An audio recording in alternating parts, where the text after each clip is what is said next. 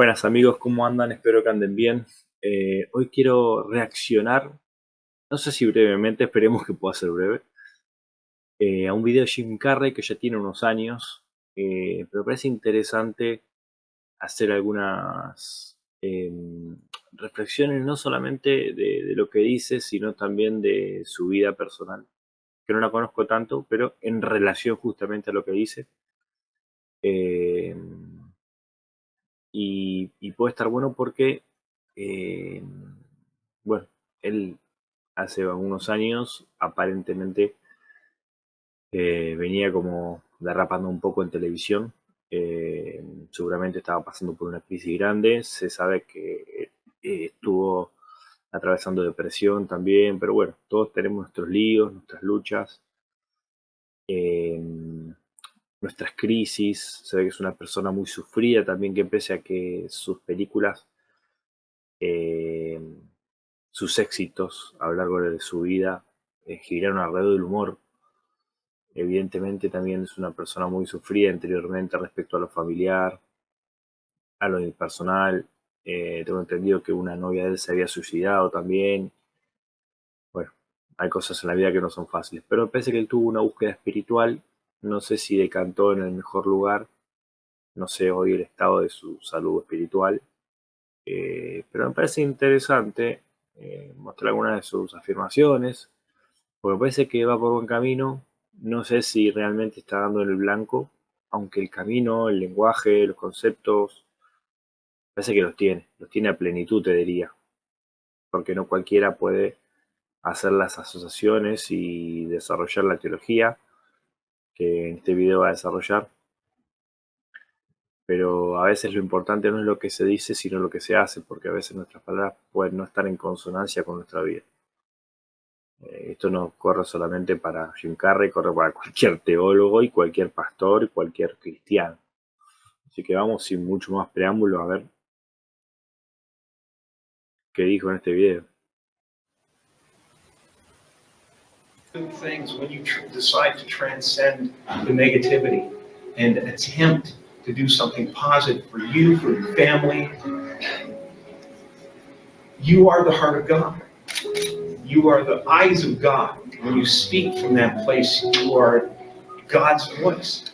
And when you make a loaf of bread in this place, in this kitchen, that is a Eucharist. You're blessing people with your work. You're serving the world with your work, with your effort. That is a Eucharist. That is the body of Christ. I believe that suffering. Bueno, hasta ahí creo que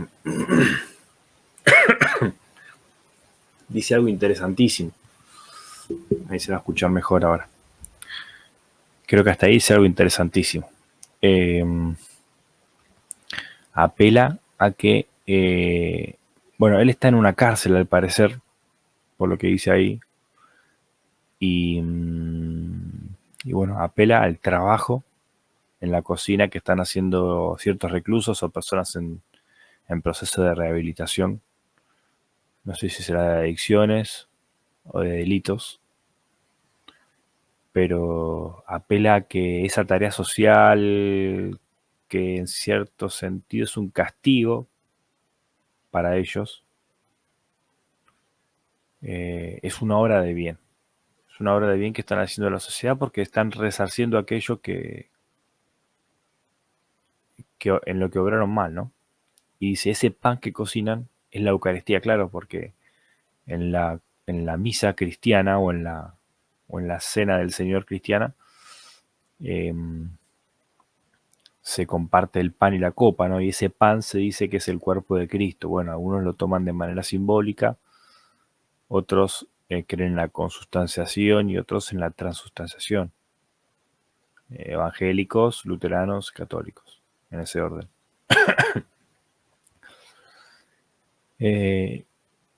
Y la Eucaristía es, no me acuerdo bien cuál es el término latín, pero en cierto sentido es un medio de gracia, ¿no? Es un elemento en el que el Cristo de la Biblia, el Cristo del cristianismo, se hace presente materialmente, ya sea como símbolo o como una transustanciación, ¿no? En la transustanciación el pan se convierte en Cristo. Pero en la teología simbólica lo puedes convertir en Cristo en tu mente, digamos, al pan. Y molerlo con tus muelas en tu boca simbólicamente. Entonces, ese hecho o esa homilética o hermenéutica de transformar un objeto real, un objeto material, en un objeto teológico, es una analogía interesante, de la que pueden, a partir de la cual se pueden desarrollar diferentes enseñanzas y se pueden enseñar diferentes cosas, ¿no? Pero en este caso, lo que estás queriendo decir en algún punto, Jim Carrey, es que estos reclusos son sacerdotes que ofician la Eucaristía al pueblo, básicamente, ¿no? Es una manera de limpiar sus culpas ese servicio. Y él dice, bueno, cuando estás haciendo eso y hablas, bueno, podés ser la voz de Dios. Fíjate qué loco, ¿no? Podés ser el corazón de Dios, apelando a la emoción, ¿no? A esa compasión, a esa... Bueno, Dios no tiene de qué arrepentirse en teoría, ¿no? pero el hombre al arrepentirse está validando y confesando y alabando la opinión de Dios. Entonces, bueno, en la medida en que hacemos la voluntad de Dios, somos sus manos. En la medida en que decimos la voluntad de Dios, somos su voz. En la medida en que sentimos como Dios quiere, somos su corazón.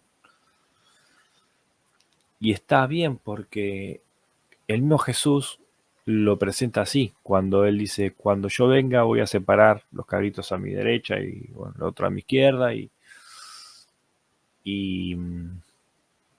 les diga, venid, entrad al reino de mi Padre.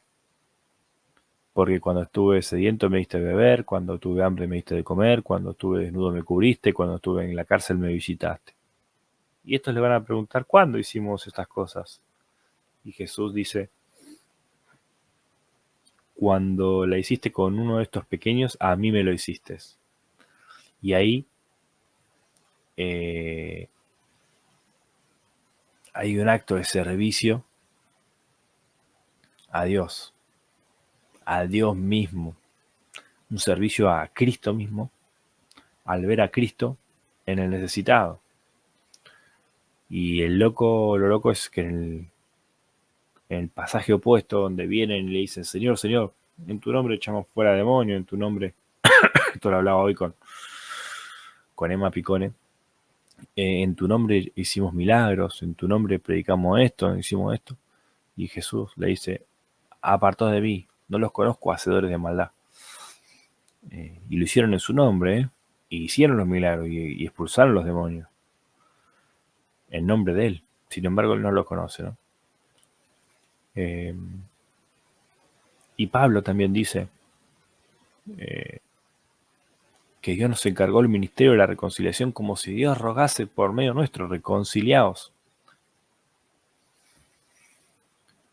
Bueno, creo que la teología cristiana da para esto. Ser cristiano es ser un pequeño Cristo, es ser un representante, un embajador de Cristo en el mundo. Bueno, esa es la teología de la unión con Cristo, ¿no? Con Cristo estoy juntamente crucificado. Mas ya no vivo yo, sino que Cristo vive en mí. Fíjate acá, Pablo está siendo crucificado juntamente con Cristo. Y dice que en el bautismo fuimos sepultados juntamente con él.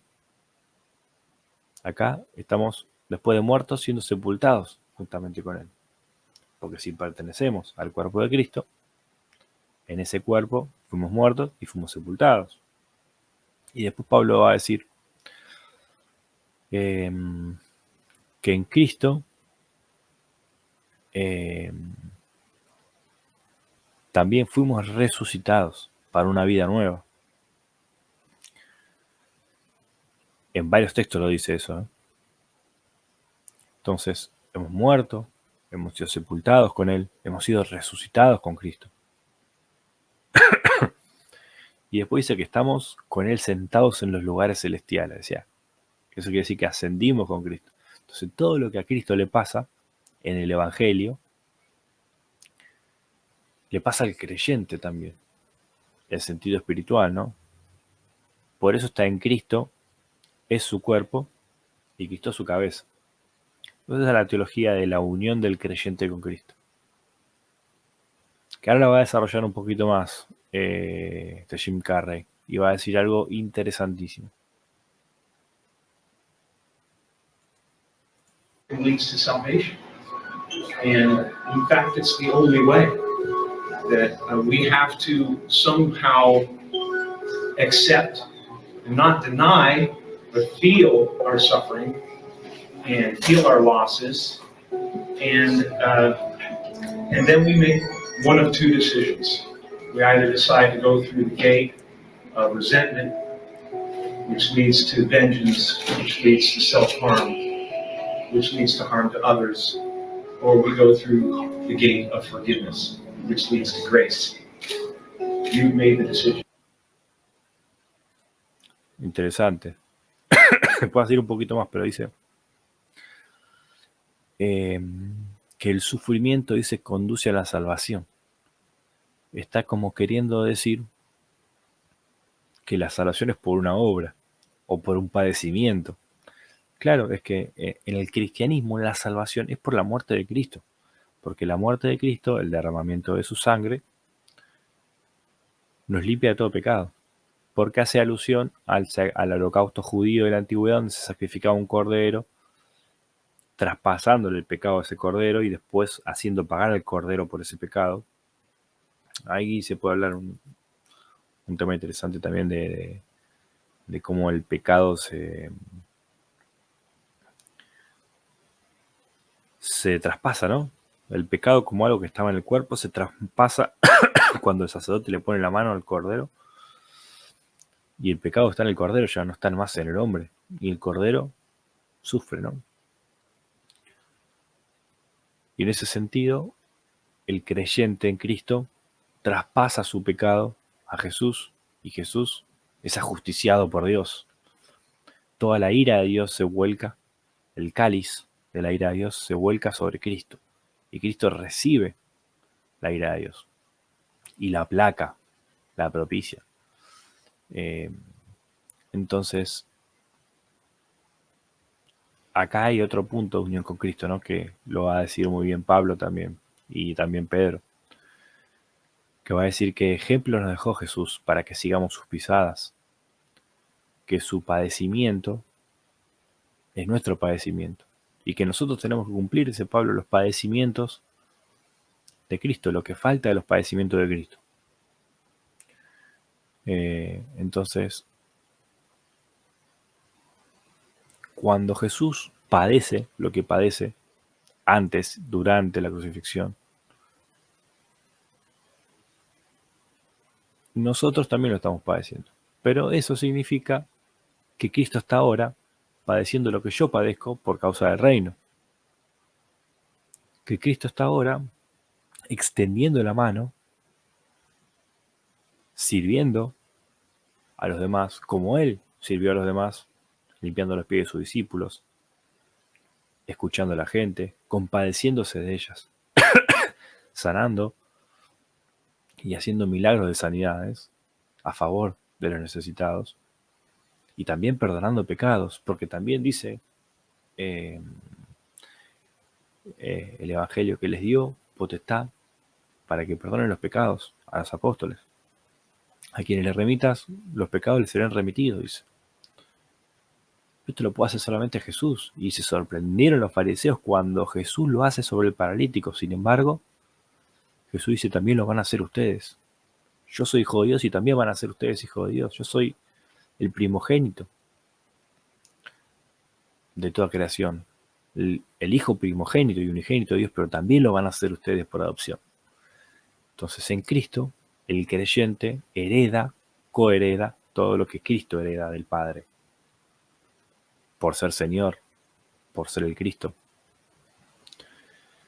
Y en algún punto, siendo el cuerpo de Cristo en la tierra ahora, el creyente debe padecer injustamente por causa del reino, y eso es completar los padecimientos de Jesús. Y en ese padecimiento se expresa el amor de Dios, porque Dios expresó su amor padeciendo por nosotros, y nosotros debemos expresar el amor a los demás padeciendo por ellos.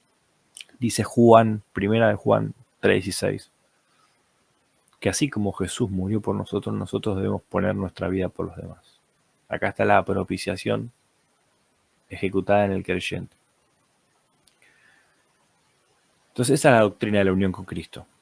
Y es interesante lo que dice acá, porque la actitud del cristiano en el siglo I, cuando había un paleocristianismo, cuando la ortodoxia no estaba desarrollada, era el sufrir por el mundo, el padecer injustamente, el ser perseguido y ser martirizado, tal cual Jesús.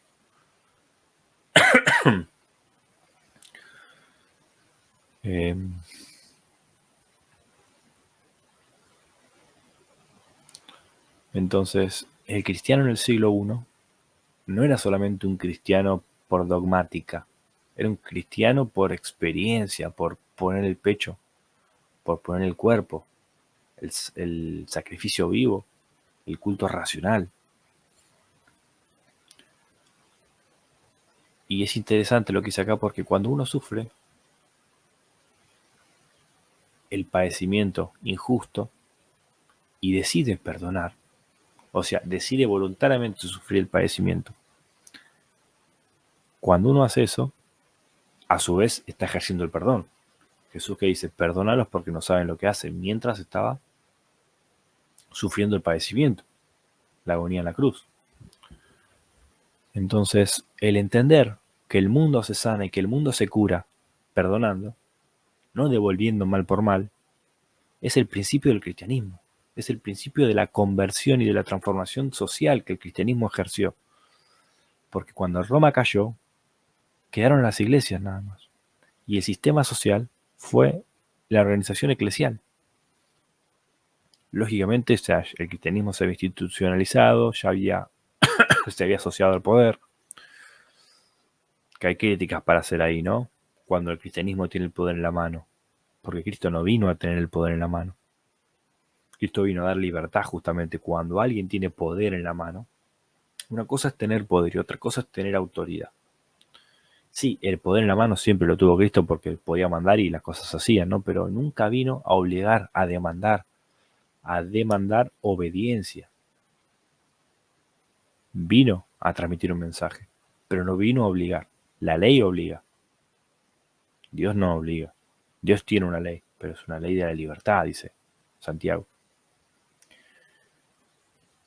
Entonces el cristianismo con el poder en la mano y con autoridad entre comillas, pudo hacer desastre y lo hizo. Pero bueno, se aprende de todo, ¿no? Y de hecho muchos pastores y muchas iglesias y muchos sacerdotes lo viven y aprenden también. Nos tiene que dar miedo, nos tiene que dar temor de Dios tener poder en la mano, porque Jesús no lo tuvo. Jesús delegó el poder.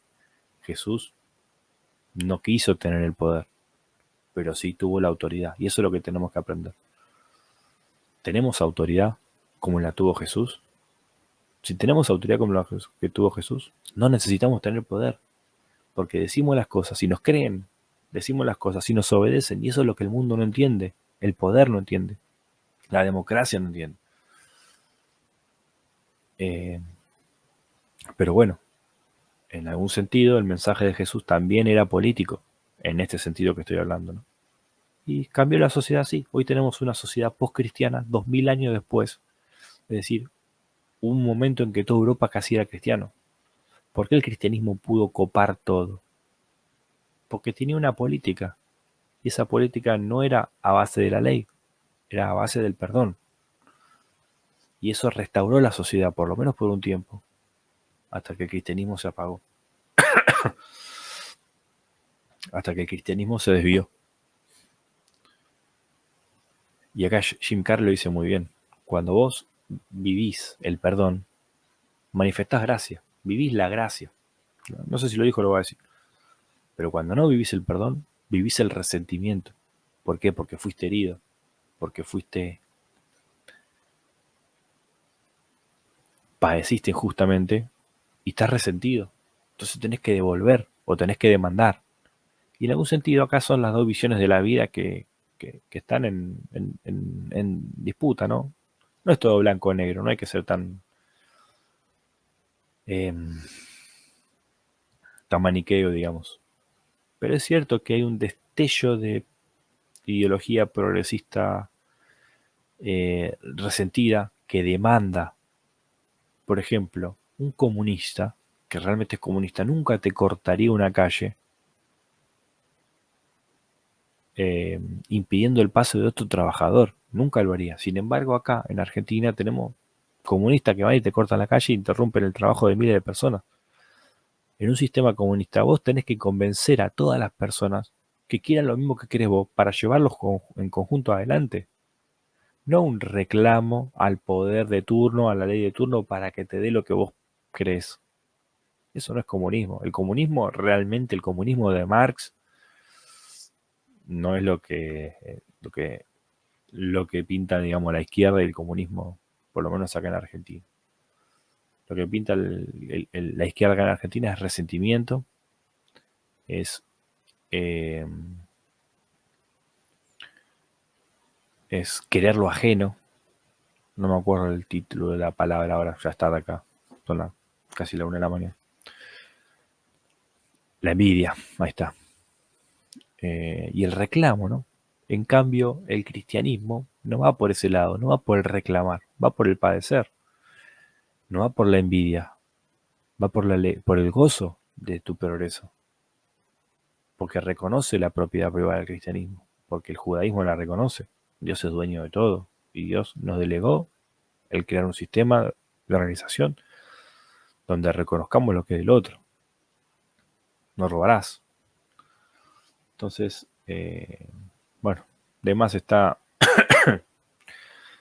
apelar al liberalismo político que deviene de un protestantismo,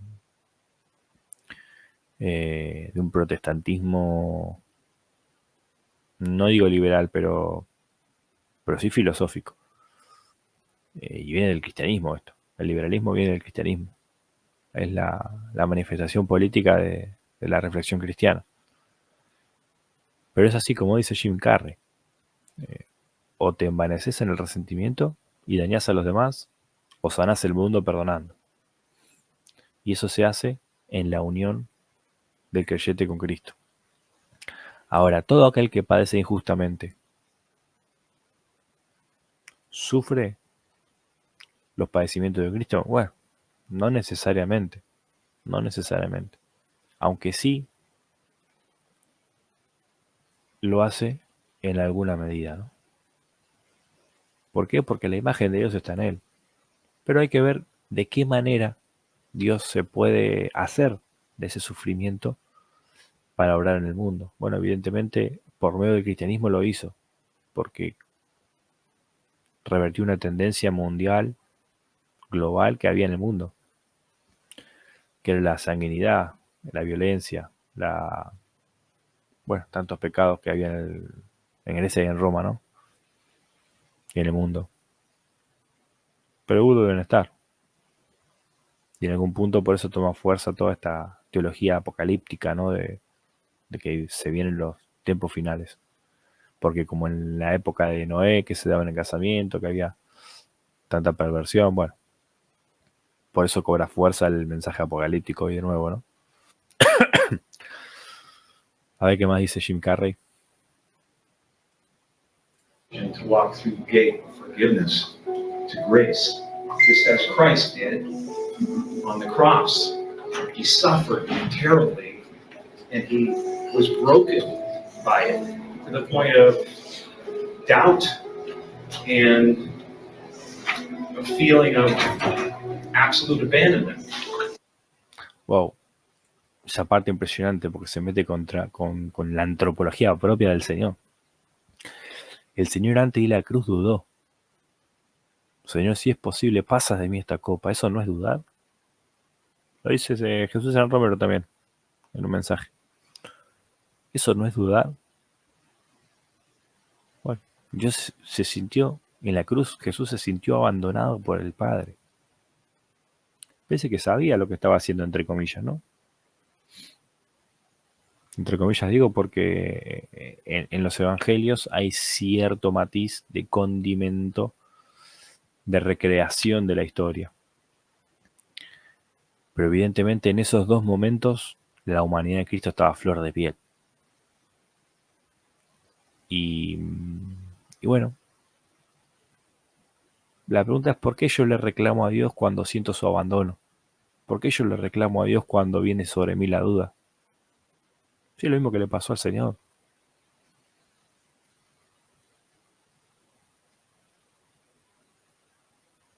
Los cristianos que hacemos eso realmente es para dudar de nuestro cristianismo, ¿no? ¿Cómo un hijo de Dios puede, ante el sufrimiento, ante la adversidad, reclamarle al Padre? Bueno, Padre mío, ¿por qué me has abandonado? Bueno, Jesús en algún punto lo siente también, ¿no? ¿Y se puede dudar que era hijo de Dios? No. Así que en algún sentido también nos puede ser lícito, pero pensemos en eso. Es profunda la reflexión de Jim Carrey. It's all of you felt. And then there was a decision to be made. And the decision was to look upon the people who were causing that suffering, or the situation that was causing that suffering, with compassion and with forgiveness. And that's what opens the gates of heaven for all of us. ¡Wow! El ejercicio de ese perdón y de tener compasión y de padecer ante la vida que tiene sus adversidades es lo que nos abre la puerta del cielo. Y en cierto sentido, tiene razón, porque la fe es un acto interior de buena voluntad hacia algo, un acto interior del intelecto, de la emoción, del espíritu, del alma, a favor de alguien, un acto de confianza interno primero, que se manifiesta en una acción práctica después. Y es eso a lo que apela Dios cuando dice que el que quiere acercarse a Dios primero tiene que creer que le hay, que es galardonador de los que le buscan. De que uno tiene que creer en Cristo para asociarse con Él y vivir esa unión, ¿no? Si uno no deposita su confianza en la propiciación ejercida por Él en la cruz, en el sufrimiento que Él tuvo por nosotros, no puede acceder a la justicia que hay en Cristo para perdón de sus propios pecados. Entonces, de la misma manera, la persona que va a recibir tu amor práctico tiene que creer en vos, ¿no? Tiene que creer que vos estás manifestando la imagen de Dios y el amor de Dios para esa persona. Y en esa creencia se da el vínculo, la unión, la asociación. Y la salvación no necesariamente tiene que ser entendida en este punto como salvación eterna, pero pensemos en la salvación acá como un perdón y una sanidad del mundo, una sanidad de la sociedad. Bueno, puede ser que Jim Carrey, por ejemplo, haya transitado en teología, no en teologías, en creencias medio esotéricas. Me viene El Secreto a la cabeza, ¿no? Esta especie de idea de que si yo deseo algo bueno, eso bueno me va a venir, ¿no? Y sí, lógicamente, si yo deseo ser arquitecto y me pongo a estudiar y le pongo empeño, es porque lo deseé fuerte y bueno, vino por eso, ¿no? Por ese esfuerzo y esa disciplina de estudiar. Pero a veces vienen en la vida cosas que no deseamos. O a veces deseamos mal y nos vienen esas cosas malas que deseamos. Pero es parte de una especie de balanza que se intenta construir como relato de justicia, de karma y de todo eso, ¿no? Que no sé hasta qué punto tiene su validez. Que en la Biblia también está, o sea, lo que siembres cosechará. Lo que siembra el hombre, eso va a cosechar, ¿no? Y me parece que por ahí Jim Carrey ha transitado por esos caminos de meditación, de pseudo espiritualidad. No lo juzgo, no digo pseudo espiritualidad negativamente, lo digo como, porque para mí la espiritualidad es el cristianismo. Y no digo que la meditación, que un cristiano no pueda meditar. Bueno, un cristiano puede meditar más allá de poner en su mente la persona de Jesús como objeto de la meditación. Pero a veces necesitamos el silencio y la contemplación. El católico lo hace mucho más que el evangélico. Pero bueno, me parecía interesante reaccionar a estas palabras de Jim Carrey. Yo no sé si realmente él es cristiano o no. Por ahí es nueva era, qué sé yo. Pero muy sabias palabras, muy profundas, muy teológicas. Y si es nueva era todo esto, muchachos, nos han robado la teología. Porque esto está en el Nuevo Testamento a capa y espada por todos lados. Bueno, una reflexión para nosotros, ¿no? No querramos disociarnos de esas ideas por el hecho de que las predican otros grupos que no viven las tradiciones que vivimos nosotros. Vamos a recuperarlas. ¿Cómo? Actuando, poniéndola por obra primero. Por ejemplo, acá les voy a mostrar un video donde Jim Carrey no, por lo menos en su boca, en lo que él dice, no opera conforme a lo que predica acá. Mirá.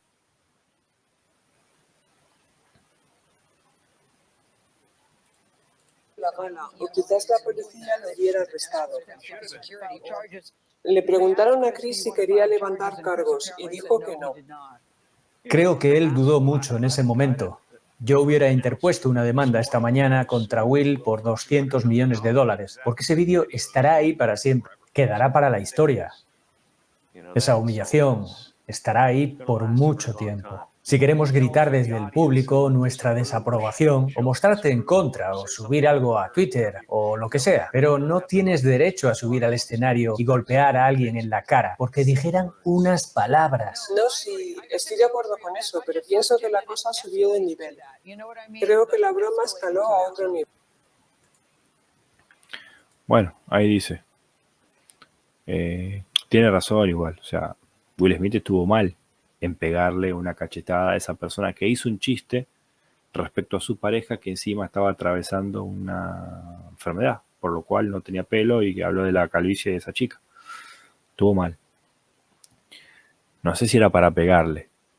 Entonces, si hubiese sido Will Smith el que estaba ahí y recibía Will Smith, si hubiera sido Jim Carrey el que recibía la cachetada, dice que él lo hubiera demandado. Bueno, ahí me parece que no aplicó la predicación que hizo en la cárcel.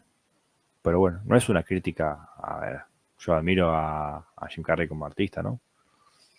Y es difícil a veces poner en palabras todo lo que decimos. Por eso Jesús es Jesús. Porque Jesús pudo hacer lo que él dijo. Pudo cumplir con lo que él predicaba. Y la mayoría de los hombres no lo podemos hacer. En algo fallamos. No resistimos un archivo. Nadie lo resiste. Bueno, al parecer él sí. Entonces, por eso Jesús tuvo el impacto que tuvo. Solamente 3 años de ministerio, 3 años de gira. Y ya tiene 2000 años de historia, ¿no? Y gana nada más el 60% de la población religiosa. Que se cobija bajo su nombre. El nombre de Cristo. Así que, bueno, interesante lo que dice Jim Carrey, la unión con Cristo. La teología de la unión con Cristo desarrollada en un ámbito donde se presta para eso, porque las personas encuentran una reflexión profunda y cobran ánimo a través de estas ideas, que son las ideas que vitalizaron la proliferación del cristianismo en el siglo I, antes de que la ortodoxia establezca los dogmas y vengan los concilios y los acuerdos y que la iglesia llegue al poder. Así que ese es el cristianismo que hay que vivir. Al margen de si lo dice la nueva era, quien lo diga. Nos lo robaron a nosotros. Es el Nuevo Testamento, es la teología cristiana del siglo I. Así que, bueno, espero que les sirva la reflexión. Un video interesante. En el principio la palabra resplandece, trascendente y cercana su voz florece. En el eco eterno el amor se me revela, glorioso misterio donde la iglesia vela. En Cristo se revela el fin de la creación, su presencia nos transforma, es nuestra redención. Jesús, imagen viva, reflejo divino, palabra encarnada, ese camino es la esencia más pura, donde la palabra cobra forma segura. Divina escritura con humanos trazos, preciosas verdades en sus pasos. Hombre divino que nunca ha errado, en Jesús la palabra encuentra su fulgor. En el corazón humano Cristo mora, unión divina que la vida transforma. El Espíritu y la palabra nos guían a sus pies. En el amor de Cristo encontramos nuestro ser. En Cristo se revela el fin de la creación, su presencia nos transforma, es nuestra redención. Jesús, imagen viva, reflejo divino, palabra encarnada, ese camino es la esencia más pura, donde la palabra cobra forma segura.